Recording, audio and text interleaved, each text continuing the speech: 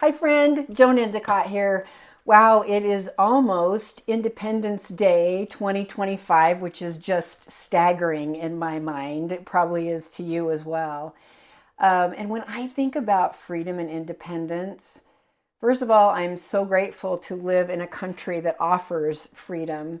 In many of the folks that I've coached, in the places that they live, there is not freedom of speech. There is not that kind of freedom and independence within the country they live. So I appreciate it even more than some. And what we don't want to do is wait until something is threatened to really appreciate it. So I hope you're doing that, and that you're also really thanking those who have served and those who have allowed this to be for you to live in a free and independent country. We are free because of the brave, right? Those who've been courageous. So, in celebration of that, also, I think about my personal freedom and independence in terms of my thinking, my attitudes, my actions, because so often we have heard people say something like, "Oh, I'd be happy if that person would just do what they should do." And so they're putting their happiness on hold because somebody else is acting in a way that they don't like. And boy, we give our power away when we do that, don't we? It's like people saying, "You make me so mad," or it's like, actually, we nobody makes us mad. We're choosing our response. Nobody makes us frustrated or stressed. We cannot control what's external, but we can control what's internal. And that's one of the beauties and blessings of the way God designed us, is we have agency to be able to choose our attitude, our actions, our thoughts.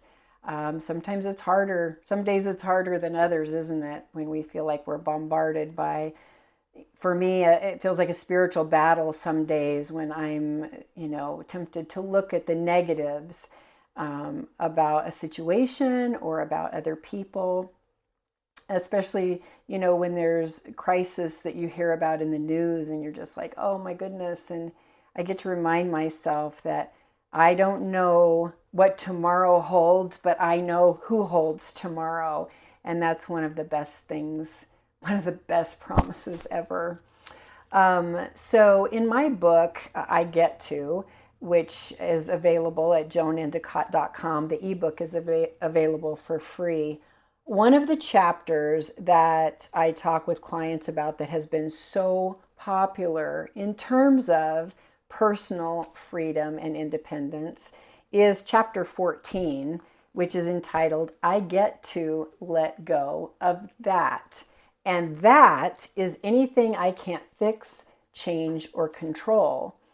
And so often when we think about what are the things that cause you anxiousness or stress or worry or cause fear to bubble up in you, if you write those out, which I'll give you a tool at the end, if you write out the things that are causing any kind of fear or anxiousness, stress, or worry, and then you evaluate which of those things can you fix, change, or control, it's really actually very therapeutic and very helpful for you to examine that honestly and objectively, to be able to decide, now what am I going to do with that, right?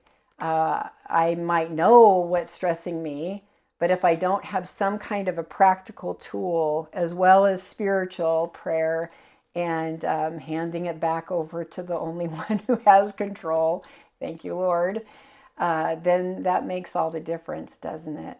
So I want to read for you the first quote that is in here is, "When we are no longer able to change a situation, we are challenged to change ourselves." And that's by Viktor Frankl, who, if you recall, Viktor Frankl was in a concentration camp, a Nazi concentration camp for years, and thankfully survived.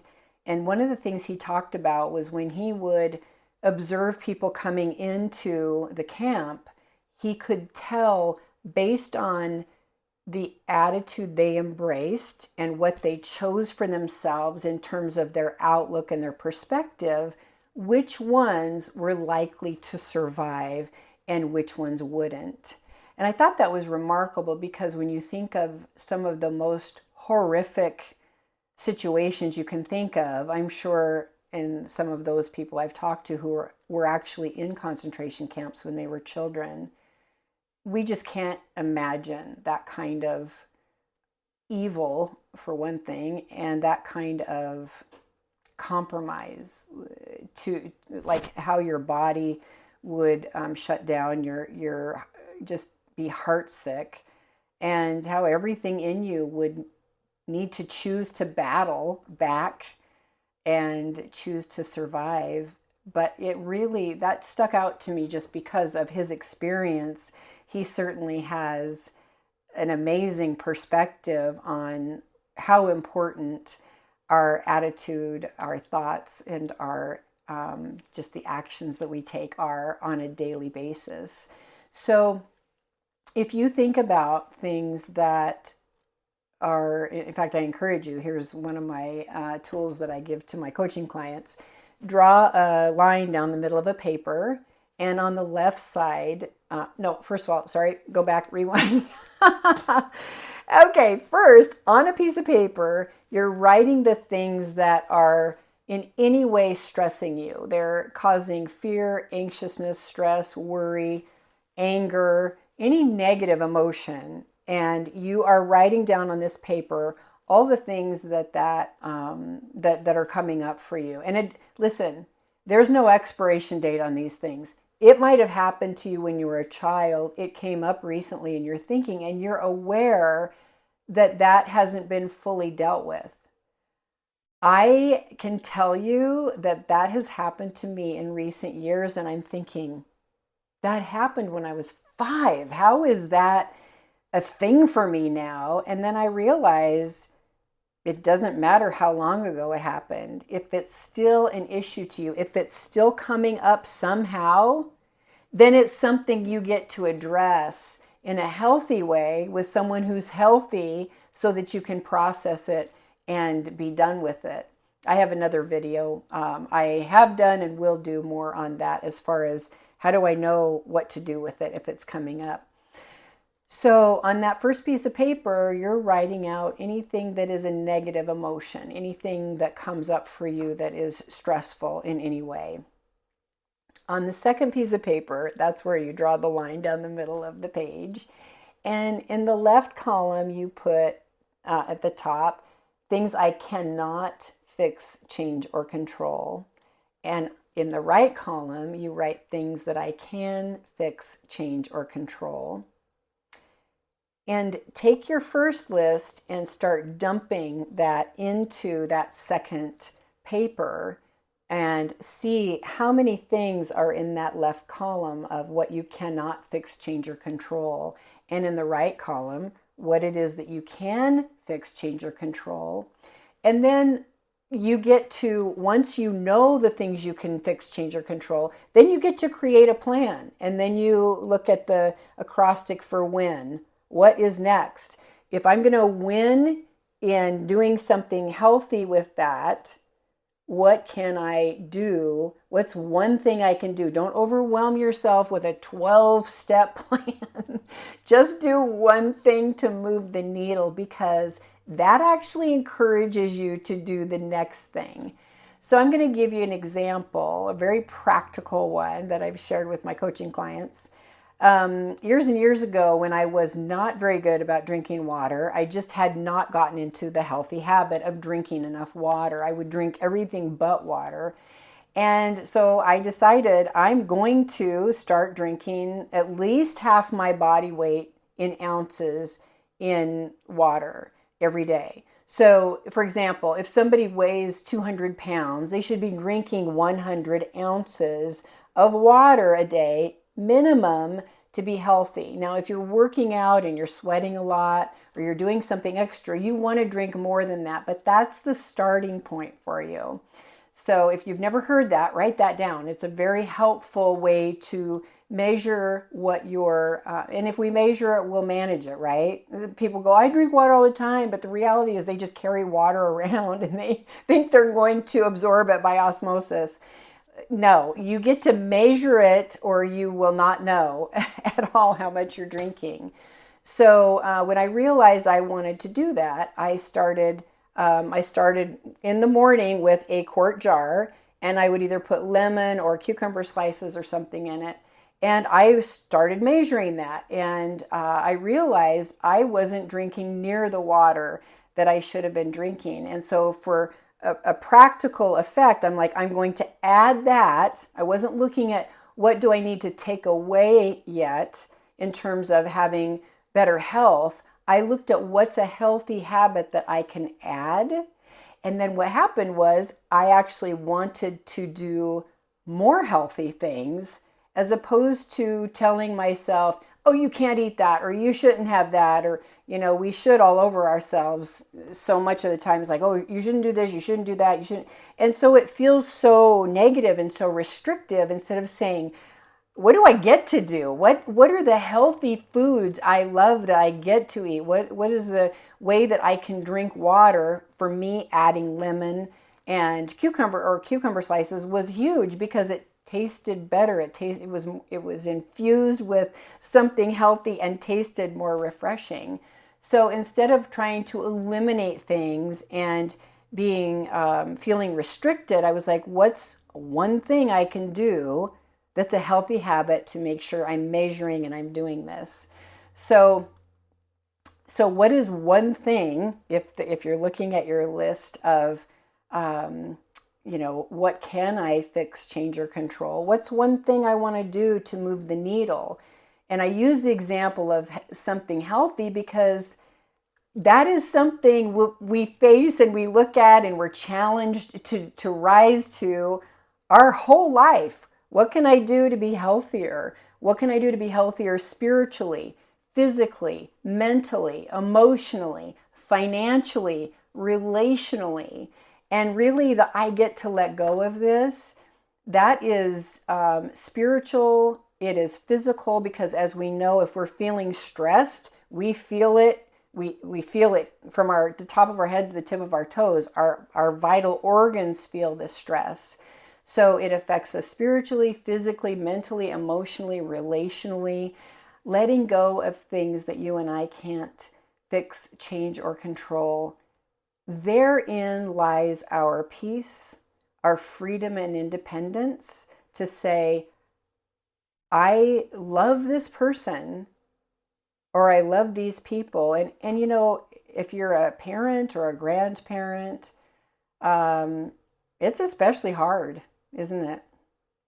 It can be so hard when we're so concerned and really worried about those that we love, and we just want the best for them.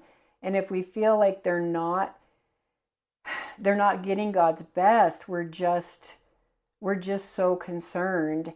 And that's when I get to keep handing that back to the one who controls it and say, Lord, I cannot do anything to change that, except the thing I do get to do is I get to pray and petition on their behalf. And that is something that sometimes we underestimate. So I want to encourage you on your list of things that you get to do that you can fix, change, or control, to put that at the top of your list. That for me is definitely at the top of my list. What can I do to pray and petition on their behalf and stand in the gap for them? And then remembering, my friend, you get to put on your own oxygen mask. I shared in some of my prior Christian Living magazine articles, and I think on a video, but if I didn't, I'll share more because I get to be more consistent with making these. Yay! I shared about a brain trauma that I had in 2018, and it was terrifying.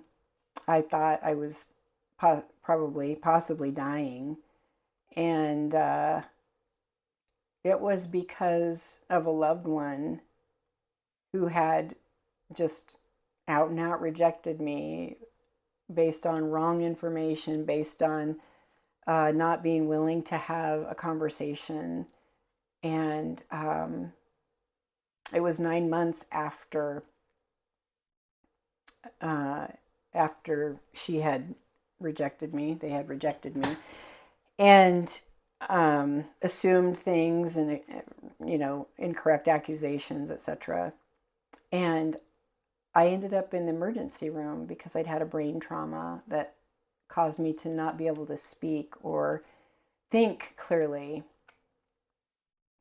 And I'll share more of that again. But listen, friend, I'm sharing that because you and I need to understand if we don't let go, if we don't let go of that, it can kill us.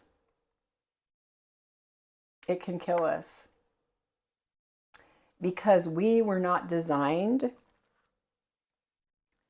to carry that kind of burden. We weren't designed to carry a huge burden. If I tried to carry, a 200-pound boulder on my back, I would not be able to do that. And everyone around me would go, why is she even trying to do that?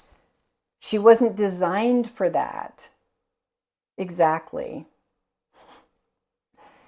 And you and I weren't designed to carry other people's stuff. We are designed to have a vertical relationship with our Creator first. And as a result of that being healthy and being priority, then the horizontal relationships can be,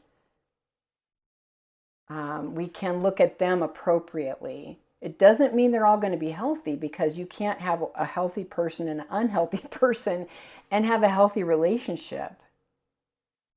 For us, we get to say, as far as it is with me, I get to be at peace with all men. So if there's something I know that I get to apologize for or get to resolve, I can do my part. I can't do theirs. And so that's where that letting go of things that we can't fix, change, or control is really where the rubber meets the road, is saying, have I done my part? Have I done the things I believe God has called me to do? And is there anything else? And pray about it. One of my 3-step formulas is to pause, ponder, and pray. Not necessarily in that order. It can be pray and pause and pray again and ponder and pray again. Everything bathed in prayer, though, right? And to ask God, please show me if there's anything else that is my responsibility. And then please, God, help me let go of those things that I cannot fix, change, or control, and to be still and know that you're God and rest in that and let go. That's one of the hardest things, isn't it? It really is one of the hardest things. And that's about letting God be God, knowing that He's God and I'm not. He's God and you're not. We can want things for the people that we love, but we can't force it. And, it's also a great reminder to say, what do I get to learn in the process of this? Where do I get to grow? Because since we can't fix, change, or control other people's stuff, we get to continually look and say, what do you have for me, Lord? What is it that I get to grow in? And help me do that. Help me have the tools to do it. Because for me, as a Bible-believing, Jesus-loving woman, and also there's an element besides the spiritual part, that there's a practical application that I'm all about. I'm all about, biblical truth and the practical application of biblical truth. What are some tools to be able to incorporate those truths into my life, and always saying, what more can I learn here? What do I get to learn, and how can I grow in this situation of the things that I can fix, change, or control? Oh, and by the way, some of you ladies know I love sparkly shoes. So I wanted to show you, these are the shoes I wore today with my outfit. Aren't they just so cute? I know. God and country, baby. God and country. So I hope as you're celebrating freedom and independence, and that we are able to, regardless of where we live on the planet, we have the free, because of God, we have the freedom and independence of our mind and our heart and our spirit. And so I hope you're celebrating that, and celebrating the things that you can fix, change, or control, and letting go of the things you can't. And grab the book for the reminder. And till I see you again or make another video, I pray God bless you and keep you, that He make His face to shine upon you and give you His peace. God bless you.